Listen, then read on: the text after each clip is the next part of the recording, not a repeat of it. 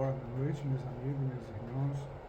Nós vamos mais uma vez, na tarefa do nosso estudo, trabalhar as questões que vão do Livro dos Espíritos, na segunda parte do capítulo 7, trabalhar as questões da união da alma e do corpo, de 344 a 354. Antes vamos fazer a nossa prece em agradecimento ao Pai. Agradecendo a Deus, ao nosso Mestre Jesus, por esse momento de reflexão, de aprendizado, baseado nos fundamentos da nossa doutrina, que é tão consoladora e esclarecedora, que nos posiciona em relação à responsabilidade que cada um de nós tem nesta oportunidade reencarnatória, para que possamos ascender nesse processo evolutivo que a moral cristã nos traz. Graças a Deus, e vamos então às nossas perguntas. Então, como temos acompanhado e com a sequência de toda a nossa tarefa, a gente hoje vai trabalhar as questões de 344 a 354, né? Como dissemos antes, a união da alma e do corpo. Então, quando a gente fala em corpo, a gente precisa entender que ele é um veículo, porque aquele que pensa, aquele que age, reage, caminha, que busca, que se interessa, é o espírito. Só que o espírito, cada um de nós, espíritos, nós temos um grau de consciência. Então, a oportunidade reencarnatória é a misericórdia de Deus para que nós possamos, através de novas experiências, baseado no substrato anterior de muitas existências, trabalhar uma renovação. E muitas vezes conceitos, condutas, posturas anteriores já não fazem mais parte das nossas necessidades, porque já amadurecemos como espírito um pouco mais. E através desse amadurecimento, as nossas escolhas são mais conscientes, as nossas escolhas são mais comedidas. O entusiasmo da novidade passa agora, mais do que antes, por uma reflexão. Será que eu vou fazer mal a alguém? Será que essa minha escolha vai me prejudicar? Será que o ambiente que eu vivo vai se beneficiar como eu, comigo no aspecto do indivíduo que é único, mas ele pode expandir-se através das atitudes dignas que ele tomar e que ele honrar a oportunidade que Deus nos dá do renascimento. Então, na primeira questão, a 344, em que momento a alma se une ao corpo? Em que momento a alma se une ao corpo?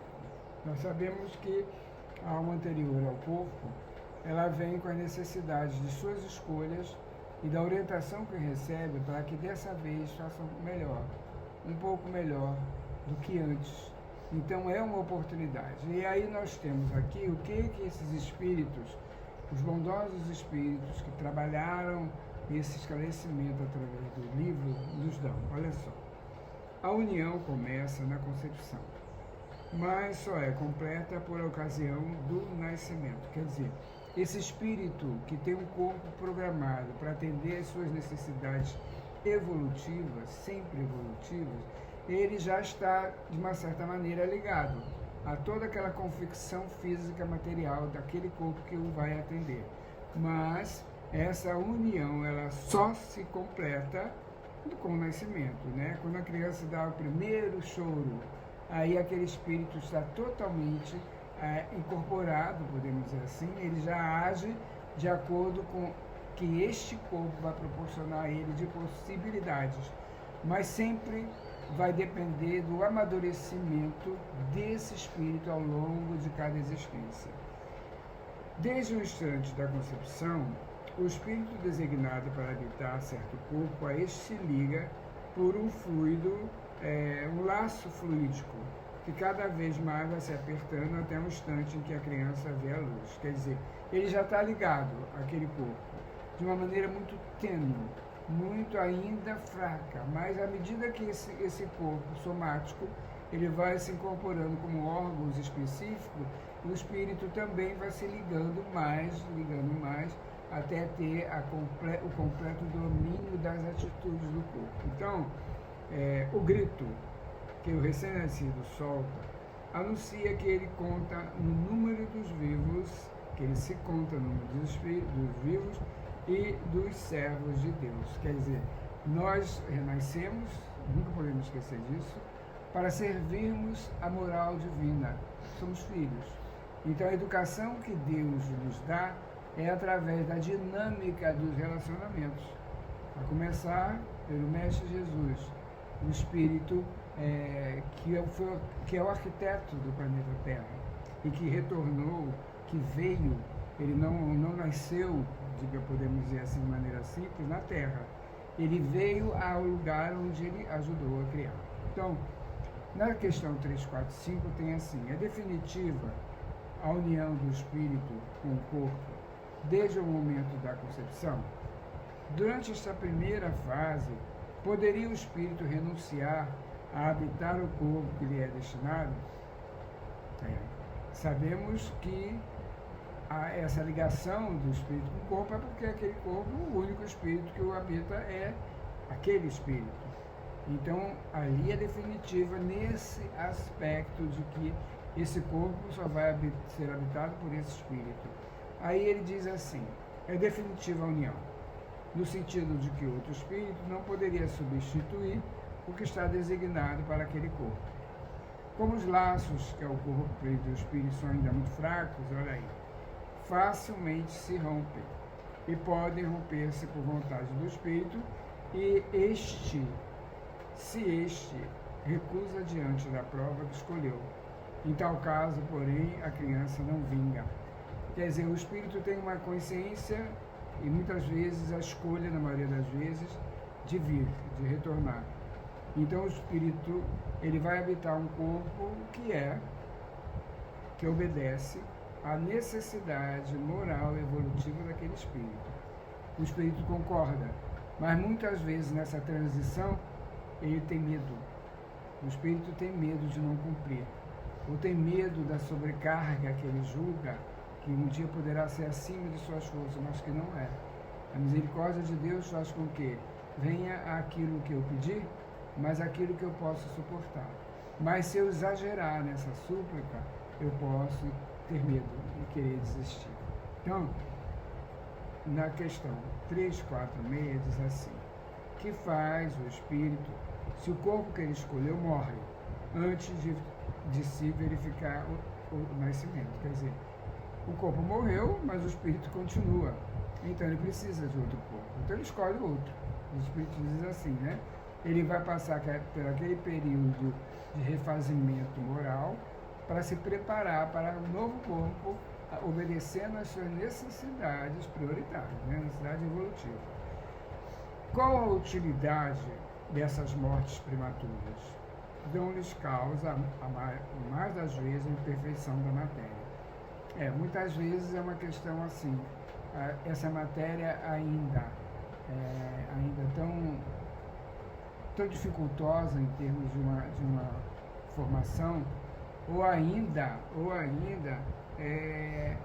naquela condição de não ter uma ligação ainda plena, ocorre que não resiste.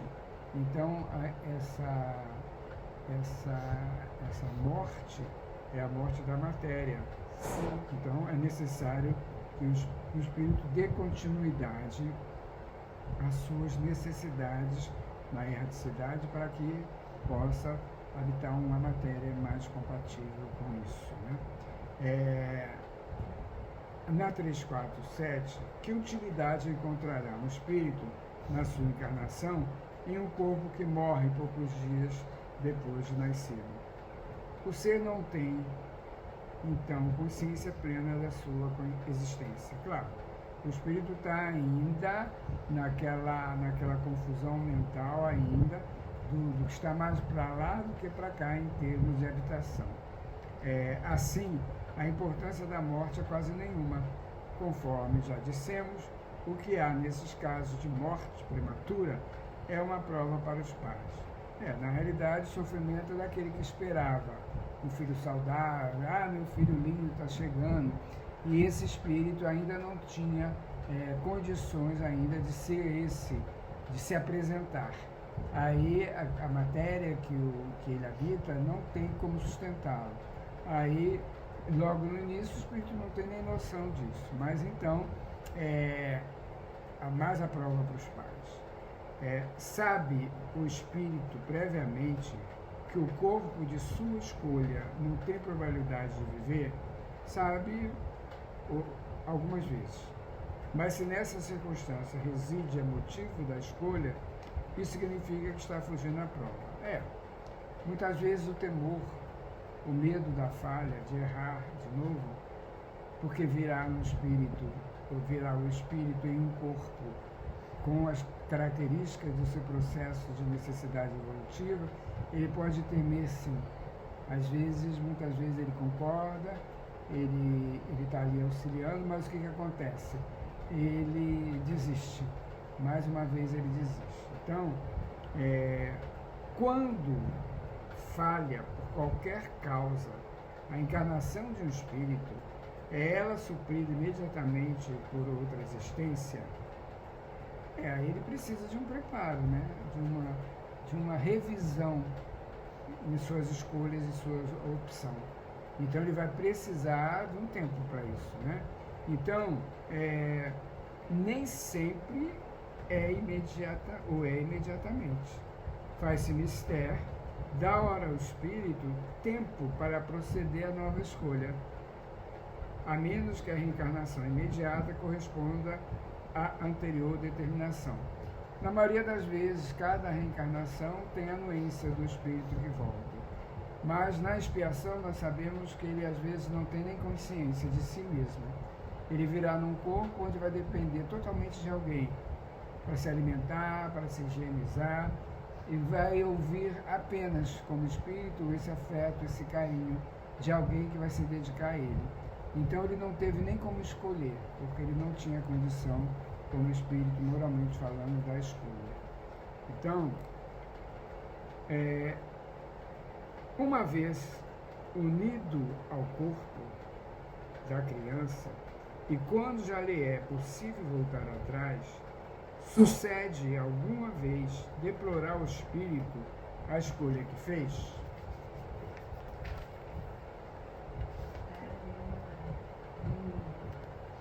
Então, perguntas se como homem se queixa da vida que tem, se desejara que outra fosse ela, sim, ele pode até se queixar, porque ele não lembra do que fez e da sua necessidade. Se arrepende da escolha que fez, não, pois não sabe ter sido sua a escolha, viu? Ele não, por que eu escolhi isso para mim sofrer assim? Não, ele ainda não sabe. Então ele sofre sim, mas ele não sabe, ele não lembra que ele precisou disso e pediu. Depois de encarnado, não pode o espírito estimar uma escolha que não tem consciência. Pode, entretanto, achar pesada demais a carga e considerá-la superior às suas forças. É quando recorre ao suicídio. Então, quando uma pessoa recorre à morte física, ele está esquecido totalmente, porque é assim, mas ele não encontra forças. É por isso que o processo educativo é fundamental a cada um de nós. Na questão 351, diz assim: no intervalo que medeia da concepção ao nascimento, goza o espírito de todas as suas faculdades. A gente sabe que ele não tem ainda uma formação física material, neuronal, né, cerebral, para que ele possa ser independente. O espírito, nesse caso, está mais ligado à vida espiritual do que aqui, a consciência da matéria intrauterina. Os órgãos se dão, no seu desenvolvimento somático, pelas características genéticas, pela responsabilidade daquela que o está portando no seu útero. Por isso que elementos como viciações, álcool, fumo, exageros em atividades físicas,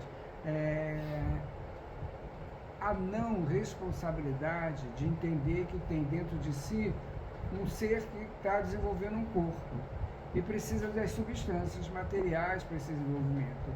Se a pessoa passa fome, se a pessoa come alimentos nocivos à própria saúde, ele estará contribuindo para que esse bebê que está lá dentro, esse corpo em formação, tenha dificuldades nesse somatório de células e do organismo funcionando.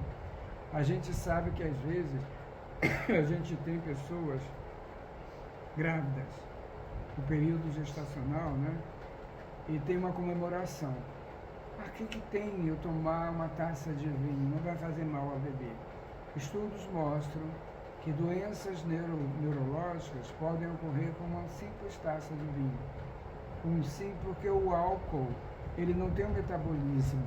Então o álcool ele fica impregnado ali no cérebro e todo o sistema reprodutivo. Então, depende, quando uma pessoa engravida, quando uma mulher engravida, ela precisa de uma orientação, por isso que o pré-natal é importante, né? Ir no posto, fazer o seu pré-natal, porque tudo que ela comer, beber, sentir, o bebê sente. No aspecto do seu processo evolutivo somático, físico. Então o espírito não está plenamente ali, naquele corpo. Ele está ligado fluidicamente, ele está amparado por todos aqueles espíritos bondosos que se responsabilizaram também pelo seu processo reencarnatório. Mas aquela que o gesta, aquela que está com ele dentro de si, ela tem que ter consciência de que tudo que ela beber, comer, pensar, ele também vai sofrer os resultados, os efeitos disso. Então, a resposta, voltando, diz assim, mais ou menos, conforme o ponto em que se ache, né, dessa fase, olha só, a fase de desenvolvimento intrauterino, porquanto ainda não está encarnado, apenas ligado.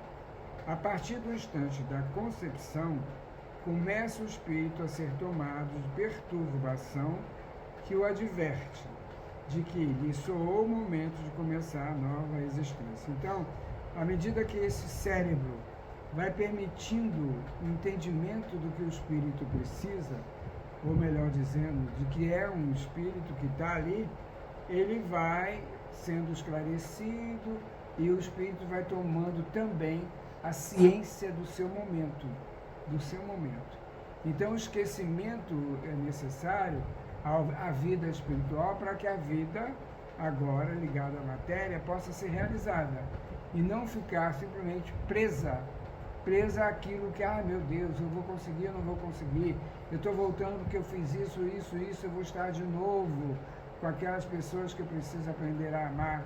Então, é necessário que esse esquecimento vá ocorrendo paulatinamente. Então, essa perturbação cresce de contínuo até ao nascimento. Nesse intervalo, seu estado é quase idêntico a de um espírito encarnado durante o sono. Quer dizer, durante o sono a gente viaja, né? Durante o sono a gente vai a lugares que de manhã, quando a gente lembra, a gente diz, por que eu sonhei assim? Então, o espírito que está ali, nesse processo da evolução da matéria, é como se ele estivesse dormindo. Então, é claro que ele não está desamparado. Ele está protegido por aquele grupo de bondosos espíritos que estão ali se responsabilizando pelo êxito desse nascimento, renascimento. À medida que a hora do nascimento se aproxima, suas ideias se apagam, assim como a lembrança do passado, do qual deixa de ter consciência na condição de homem, logo que entra na vida. Essa lembrança, porém, lhe volta pouco a pouco ao retornar ao estado de espírito. É natural, né? Quando a gente volta para a erraticidade, depois de cumprir a tarefa reencarnatória, a gente logo não vai se lembrar do que se passou. A lembrança é mais assim daquilo que está muito recente na experiência reencarnatória. Mas aos poucos, lentamente, a gente se vê como espírito, plenamente como espírito, e pode avaliar, né? Na erraticidade, com nossos bondosos amigos que nos protegeram, que nos recebem outra vez, vai sendo esclarecido. Por isso que eu desejo reencarnar, porque eu vejo, puxa, eu devia ter feito melhor. Eu não tinha necessidade de atingir aquela pessoa daquela maneira. Compreendo que era uma pessoa não do meu afeto, mas eu perdi uma oportunidade de transformá-lo, de fazer com que o afeto surja. Então, toda vez que a gente tiver uma animosidade, uma rixa, uma interpretação difícil, é aquele que deve ser o nosso alvo de aprender a amar. Olhar para uma criança e dizer, dessa vez vai ser melhor. E não achar simplesmente que é uma criança nada sabe. Sim, ela está continuando aquilo que já sabe, e aquilo que já sabe às vezes intuitivamente vem, mas à medida que ele vai tendo a função orgânica de seus órgãos pleno, aí ele vai se mostrar nas suas inclinações, nas suas tendências e na valorização da vida. Então, imediatamente ao nascer, recobre o espírito a plenitude das suas faculdades. Olha só, já falamos sobre isso, né? Como, né? Se ele ainda está, aqueles órgãos, aquele organismo vai se desenvolvendo, né? Diz que a cada 7 anos nós somos uma outra pessoa em termos celular. As células morrem, as células se renascem. Os neurônios não, os neurônios vão adquirindo cada vez mais uma fortaleza se nós trabalharmos a saúde. A saúde, o que a gente ingere, o que a gente pensa, o que a gente fala. Porque quando ele se degenera através do álcool, por exemplo, não se recupera. Então é necessário a gente ter essa responsabilidade. Agora voltando aqui, não, ela se desenvolve gradualmente com os órgãos, a plenitude das faculdades, né? O espírito se acha numa existência nova. Preciso é que aprenda a servir os instrumentos que dispõe, de tudo que nos é apresentado. Escolher, saber escolher.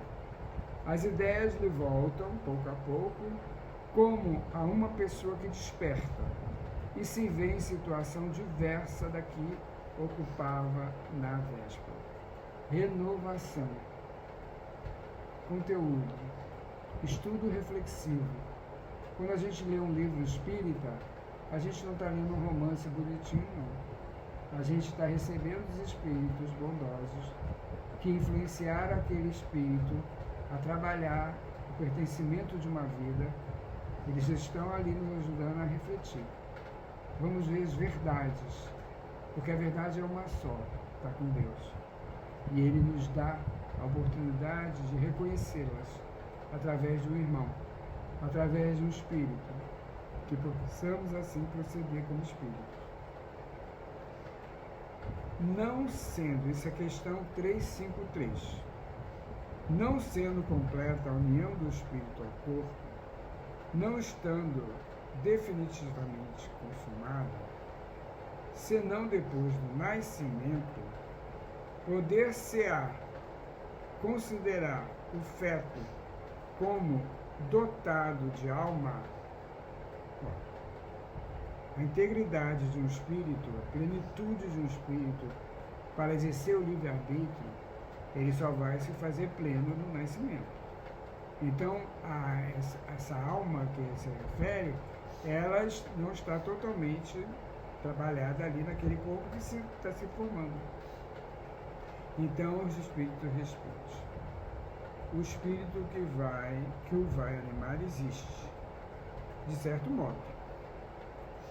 Fora dele, o feto, melhor dizendo, não tem, pois, propriamente falando, uma alma, porque ela não está plena ainda ali, né? visto que a encarnação está apenas em via de operar-se. Acha-se, portanto, entretanto, ligado à alma que virá a possuir.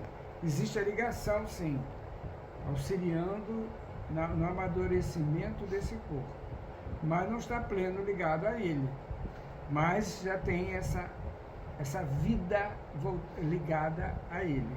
Então, está vivo. Está vivo. Não pode ser interrompido, porque vai interromper alguém que está vivo, só que ainda não pleno em órgão que o não pode sustentar. Na questão 354, que é a nossa última questão desse estudo, como se explica a vida intrauterina? Olha que lindo. É da planta que vegeta. A planta está viva. Não tem a lógica do raciocínio, mas está viva. A criança vive vida animal. Sim, ela tem necessidades. Ela tem o desenvolvimento dos órgãos.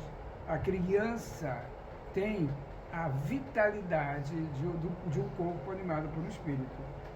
O homem tem a vida vegetal e a vida animal. Claro. Ai, como eu viajo. Ai, como eu sinto a coisa sem definir. Ai, como eu preciso de comer, de andar, de correr. Que pelo seu nascimento se completam com a vida espiritual. Olha só a plenitude. A gente é vegeta, a gente animaliza e a gente, como espírito que somos, trabalha tudo isso em favor, em agradecimento à misericórdia de Deus que nos deu Mestre Jesus como modelo e guia. E assim será. Até um dia nós podemos também ser um Cristo. Cristo não é sobrenome. Cristo é a categoria de um Cristo onde habita com seus irmãos formação planetária. Então, meus irmãos, a gente vai encerrar mais uma vez com uma prece. Prece me religa a Deus. A prece que faz com que eu possa trabalhar a mim mesmo. E quando eu pedir algo, que eu peça, que eu entenda dessa vez melhor a oportunidade da vida. Obrigado, Pai. Que todos nós que estamos aqui juntos possamos dar continuidade com atitudes corretas. Dessa vez, um pouco melhores que sejam, mas com a intenção verdadeira do acerto. Graças a Deus.